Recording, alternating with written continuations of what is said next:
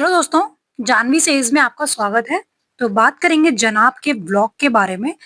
तो फाइनली जनाब ने अपने पापा का अपडेट देते हुए ये बताया है कि उनकी कंडीशन स्लाइटली बेटर है और ये सुन के काफ़ी रिलैक्स फ़ील हुआ है जेन्युइनली। उन्होंने बताया कि अंकल ब्लड थिनर पर थे तो उस वजह से उनकी सर्जरी नहीं हुई थी क्योंकि उस टाइम एकदम से सर्जरी करने पर ब्लीडिंग होने का रिस्क ज़्यादा रहता है। और इन सब चीज़ों के साथ-साथ अंकल को और 2-4 चीज़ों में प्रॉब्लम हो रही थी लाइक उनका हार्ट रेट, बीपी का फ्लक्चुएशन।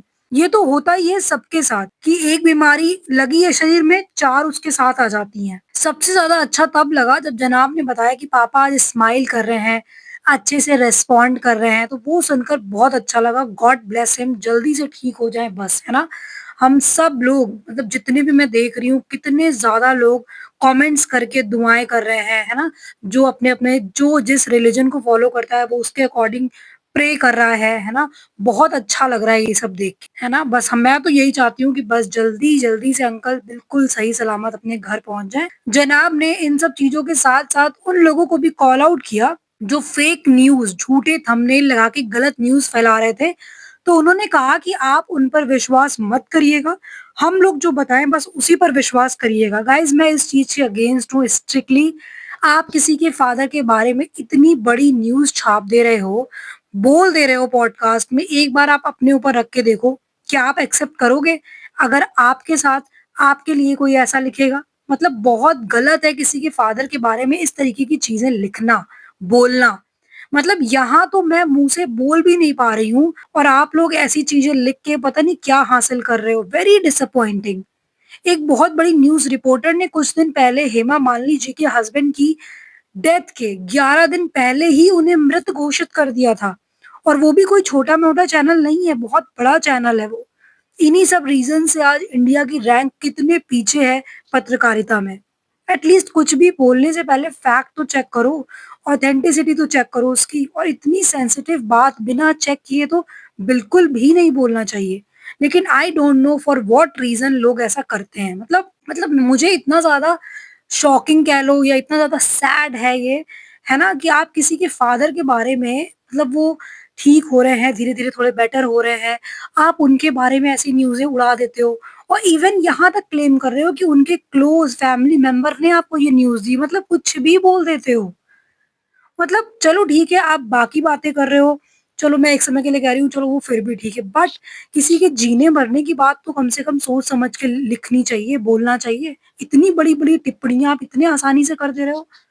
हाँ, मतलब एक बार आप शायद अपने ऊपर रख के देखोगे ना कि अगर आपके कोई घर के फैमिली मेंबर के लिए अगला अगर कोई ऐसी न्यूज़ छाप दे या ऐसा कुछ बोल दे, वो भी उनके इतने ज़्यादा सेंसिटिव फ़ेज़ में होने के बाद, तो आप सोचो आपको कैसा फ़ील होगा, है ना? तो ये मुझे लगता है किसी को नहीं करना चाहिए गाइज़ प्लीज़।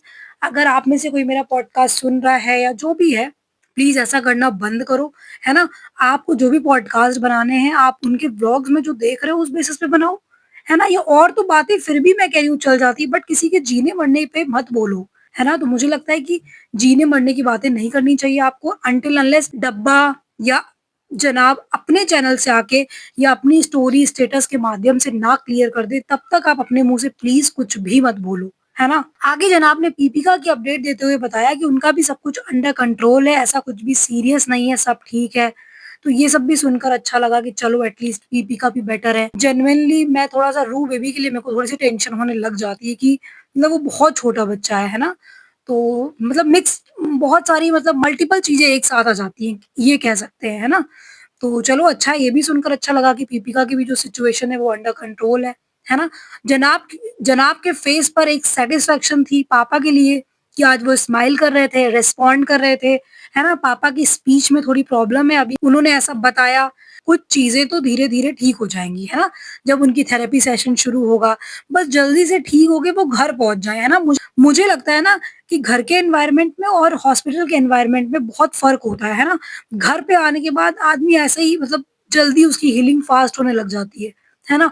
और जब वो हॉस्पिटल में रहता है ना तो 70 तरीके की चीज़ें देख रहा होता है, मल्टीपल थॉट्स उसके माइंड में चल रहे होते हैं, तो वैसे ही आदमी बीमार फ़ील कर रहा होता है। बट घर जाने के बाद एक अलग ही पॉज़िटिविटी फ़ील अपने आप होने लग जाती है। उसके बाद जनाब बताते हैं कि टिक्कू को बेटी हुई है, लक्ष्मी जी आई हैं उनके घर, congratulations Tikku, God bless your daughter, God bless you. भगवान करे आपकी बेटी स्वस्थ रहे और हमेशा खुश रहे, खूब तरक्की करे। जनाब उसके बाद अपनी फ्रेंडशिप फ्लेक्स करते हैं कि मैंने टिक्कू से कहा था कि तेरी वाइफ का है, डिलीवरी का है, तो तुझे जब जाना हो तो तू बता देना और तू चला जाना। तो टिक्कू ने कहा कि भाई पापा आईसीयू में हैं, जब पापा आईसीयू से बाहर आ जाएँगे तब वो जाएँगे। वहाँ सब ठीक है, उनकी वाइफ के साथ बहुत सारे लोग हैं, ऐसा सब टिक्कू ने बताया। तो जनाब कहते हैं कि ज़िंदगी में जब आप ऐसे लोग कमाते हो तो लगता है भगवान मेहरबान है। देखो टिक्कू नहीं गया, उसने आप लोगों को ऊपर रखा, आपके पापा को उसने अपने पापा की तरह समझा, है ना? ये उसकी अच्छाई थी, ये उसका साफ दिल का होना दिखाता है, बट आपका क्या फ़र्ज़ था इस टाइम में? क्या आप टिक्कू की जगह होते तो क्या ऐसा करते किसी के लिए? Just a question. क्योंकि मैंने जनाब एंड फैमिली को कभी किसी के लिए इस तरीके से खड़े हुए नहीं देखा है। जैसे इनके लिए लोग खड़े हुए हैं, चाहे वो पीपिका मैडम हो, जनाब हो, डब्बा हो। याद है पीपिका की फ्रेंड फलक, है ना? फलक ही है ना if I am not wrong? उनका जब इतना टफ टाइम चल रहा था, जब उनका भाई, है ना, पुलिस वगैरह के जब चक्कर काट रहा था, तब ये पीपिका मैडम ने एक कॉल करके भी उनका हाल-चाल नहीं लिया। मतलब एक सिंगल कॉल, मैसेज कुछ भी नहीं किया इतने टफ टाइम में, जबकि वो इनकी इतनी बेस्ट फ्रेंड थी एक समय में, है ना? वो इनके मौलाहा तक गई हुई है। बट इन्होंने उस टाइम पे उसको एक कॉल करके भी उसके हाल-चाल नहीं लिए, बात तक नहीं करी। है ना? तो ये सब देख के लगता है कि आप लोग कभी किसी के टफ टाइम में नहीं खड़े होते हो, बट आप लोगों के लिए कुछ ना कुछ लोग खड़े रहते हैं, है ना? तो मेरा बस यही क्वेश्चन है कि क्या ऐसा अगर टिक्कू के साथ होता तो क्या आप खड़े होते जनाब? या पीपिका मैडम खड़ी होती जो आज बहुत हा, हा, हा करके हँस रही हैं? हाँ? इन सबको बस अपने गिने-चुने लोग ही दिखते हैं। है ना? ये लोग कभी किसी की ऐसी सिचुएशन में खड़े नहीं दिखते हैं। कहाँ गए इनके और सारे फ्रेंड्स अंकित, अभिषेक सब कहाँ गए? धर्म काका, कहाँ गए सब? टिक्कू ने मना कर दिया जाने से, आप शुरू हो गए तुरंत थैंक्स बोलने में, फ्लेक्स करने में, बट कभी आप भी किसी के लिए ऐसा करो। अगले इंसान को भी थैंक्स बोलने का मौका दो ना। मतलब अगला इंसान भी आपको फ्लेक्स कर सके अपने किसी वीडियो में कि देखो भाई, जनाब हमारे साथ खड़े हुए हैं, मैडम हमारे साथ खड़ी हुई हैं। हाँ, लेकिन नहीं, ये लोग कभी, ये फैमिली मैंने देखा है बस अपने जो क्लोज़ मेंबर हैं, है ना? वो भी जो मतलब अम्मी-पापा जो आपस में भाई-बहन है, बस इनका ही है। बाकी ये लोग किसी रिलेटिव के लिए भी नहीं खड़े होते हैं, है ना? दोस्त यारी तो जाने दो। मतलब देखा जाए पीपिका की जो फ्रेंड थी, कितना उसने साथ दिया है ना? इनकी शादी तक में गई थी, बट इतना डिफिकल्ट समय था, ये लोग उसके साथ नहीं खड़े हुए। और भी कितने सारे लोग हैं, ये लोग उनको व्लॉग में लेंगे, बट जब उनका डिफिकल्ट टाइम होगा, ये लोग खड़े नहीं होते उनके साथ। है ना? तो ये चीज़ मुझे अजीब लगी। हाँ, ठीक है, टिक्कू खड़ा हुआ, टिक्कू ने अपनी वाइफ़ से ऊपर आपके पापा को रखा, है ना? वो उसकी अच्छाई है ना? बट जनाब और मैडम से भी मेरा यही कहना है कि कभी आप भी अपना ये साइड दिखाओ, कभी आप भी अपने लोगों को थोड़ा सेकेंडरी रख के सामने वाले को प्रायोरिटी दे दो कभी। कभी हमें ये साइड भी आपका देखने को मिले, है ना? बट चलो टिक्कू को बेटी हुई है, ये सुनकर बहुत अच्छा लगा, खुश रहे, स्वस्थ रहे, सब अच्छा रहे, उनकी वाइफ़ टिक्कू की खुश रहे, क्योंकि मैंने सुना कि टिक्कू की वाइफ़ का ही कहना था कि टिक्कू जनाब के साथ ही रुक जाए, है ना? तो सोचो क्या मतलब क्या दिल होगा, वरना तो मैडम जैसे लोग होते ना, तो गुस्सा हो जाते कि भाई मेरे जनाब तो मुझे प्रायोरिटी नहीं दे रहे हैं, मुझे टाइम नहीं दे रहे हैं, ये लोग तो ऐसे ही रोया करते हैं, है ना? बट कितनी सिक्योर होगी वो लेडी। ऐसे समय में जब सब सोच रहे होते हैं, सब मतलब हर एक वाइफ़, हर एक हस्बैंड सोच रहा होता है कि दोनों एक साथ हों, है ना? तो वो अपने ऐसे क्रूशियल समय में भी वो बोल रही है कि ठीक है, आप जहाँ पे हो पहले वो आप सब कुछ सही कर लो, उनके फादर सही हो जाएँ, फिर आप आ जाना। मतलब कितनी बड़ी बात है। God bless. अच्छा, इन सब चीज़ों में एक चीज़ और मैंने नोटिस की कि जनाब जब टिक्कू उन्हें मिठाई खिला रहे थे, तो टिक्कू ने बोला कि आप डाइट पर हो, फिर भी आप खा लो। तो ये कितनी बड़ी बात है कि जनाब की डाइट नहीं टूटी। इतना सब कुछ हो गया, भागम-भाग के टाइम में भी जनाब ने डाइट नहीं तोड़ी। Very nice, very inspiring. यही डेडिकेशन डब्बा को अपने अंदर लाने की ज़रूरत है। सीखो चालू अप्पी, कुछ सीखो अपने भाई से। तो ये जानकर मुझे अच्छा लगा, मतलब इंस्पायरिंग है ऐसी चीज़ें, है ना? जो लोग भी देख रहे होंगे, मतलब मैंने खुद ही देखा तो मुझे भी अंदर से लगा कि यार मतलब ये चीज़ सीखने वाली है कि कोई कितने भी, भले ही मैं कह रही हूँ उनका प्रोजेक्ट आ रहा है या जो भी है ना? बट आप इतने डिफिकल्ट टाइम में हो, है ना? तो मुझे लगता है कि इन चीज़ों से एक सीख मिलती है कि कितना भी कुछ भी हो, बट आपको अपनी लाइफ में फ़ोकस्ड रहना चाहिए, है ना? बॉडी पर ध्यान देना चाहिए। हुँ, तो ये चीज़ मुझे काफ़ी इंस्पायरिंग लगी। वेरी नाइस जनाब। अच्छा, उसके बाद पीपिका आती हैं फ्रेम में, है ना? जो कि एकदम नॉर्मल लग रही थी, वैसे ही ओवर एक्साइटेड होके बोलना, ओले, ओले, ये सब करना, मतलब जनाब इतने सीरियस लग रहे थे जब अपडेट दे रहे थे। वैसा कुछ मैडम को देख के नहीं लगा कि कंडीशन सीरियस है, और या जो भी है, मतलब अभी तो थोड़ी-सी बेटर है।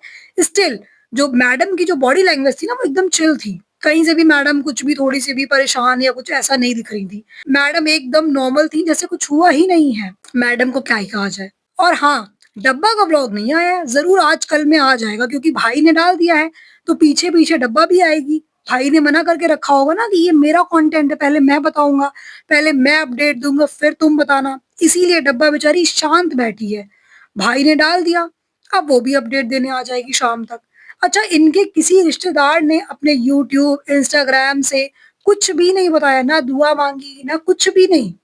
मतलब सब एकदम नॉर्मल स्टोरी वीडियो पोस्ट कर रहे हैं। देखा जाए तो इन रिश्तेदारों को हम कैसे जाने हैं? थ्रू इब्राहिम्स, है ना?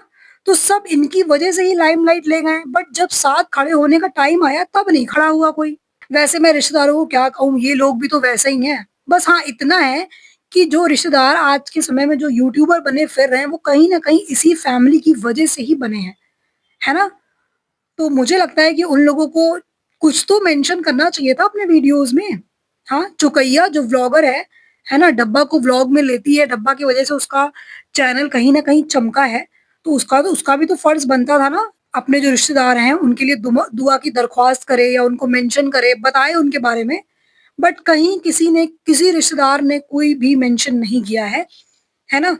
जितना मैंने नोटिस किया है, बहुत ही मतलब इनसेंसिटिव लोग हैं। ये लोग भी बहुत इनसेंसिटिव है। ये लोग कोई बहुत शरीफ नहीं है इब्राहिम्स, है ना? ये लोग भी बहुत इनसेंसिटिव हैं। ये लोग भी कभी किसी के लिए नहीं खड़े हुए हैं। तो औरों से क्या ही एक्सपेक्टेशंस रखी जाए? और क्या पता कि इन लोगों ने खुद ही लोगों को मना करके रखा हो कि भाई मेरे नाम पे तुम लोग अपना चैनल मत चमकाना, है ना? वो बात ठीक है कि हम लोग ऐसा पॉइंट आउट कर रहे हैं कि उन लोगों ने मेंशन नहीं किया, है ना? मतलब चलो ठीक है, वीडियो ना बनाते बट इंस्टा स्टोरी तो लगा सकती थी चुकैया, है ना? बट नहीं, सब अपना-अपना चैनल चमकाते हैं इन लोगों का फेस लेके, क्योंकि इनकी एक सर्टेन फेस वैल्यू हो गई है, तो सब अपना चैनल चमकाते हैं। बट अभी जब ये इस चीज़ में थोड़ा-सा बोलने का वक़्त था, तो किसी ने कुछ भी नहीं बोला। हालाँकि मैं कंप्लीटली रॉन्ग इन लोगों को नहीं कहूँगी, रिश्तेदारों को, क्योंकि फिर वही अगेन, ये लोग भी किसी के लिए खड़े नहीं होते हैं। तो अगर वो लोग भी नहीं खड़े हुए हैं तो कोई बड़ी बात नहीं है, इनके फैमिली में सब एक से बढ़कर एक है ना? मेड फॉर ईच अदर वाला मामला है यहाँ पे, है ना? रिश्तेदारों पे सवाल बस इसीलिए खड़े हो रहे हैं क्योंकि उन लोगों को जब अपना काम पड़ता है, जब अपना चैनल चमकाना होता है, तो वो बाकायदा इब्राहिम्स का यूज़ करते हैं। क्या चुकैया डब्बा को ब्लॉग में नहीं लेती है? बिल्कुल लेती है। तो लेकिन अगर दूसरी साइड देखो, क्या इब्राहिम्स किसी को अपने ब्लॉग्स में नहीं लेते हैं? बिल्कुल लेते हैं, बट क्या समय पड़ने पे किसी के लिए खड़े होते हैं? नहीं खड़े होते हैं। वैसे ही इनके रिश्तेदार भी इनके साथ कर रहे हैं, है ना? तो यहाँ पे कोई भी किसी को कहने लायक है ही नहीं, क्योंकि सब एक से बढ़कर एक है। बट ओवरऑल ये जानकर बहुत अच्छा लगा है कि अंकल की जो कंडीशन है वो स्टेबल है ना? जनाब ने बताया कि वो एक समय पे प्रिकॉशनरी लेवल पे वो वेंटिलेटर पर भी थे, अब वो वेंटिलेटर पर नहीं है। तो ये सब सुन के बहुत ज़्यादा एक अच्छा लगा है, रिलैक्सेशन आया। बट फिर भी मैं वेट करूँगी कब वो जल्दी से जल्दी घर जाएँ। जब वो घर चले जाएँगे, कुछ दिन बीत जाएँगे, तब मेरे को थोड़ा ज़्यादा रिलैक्सेशन मिलेगा, है ना?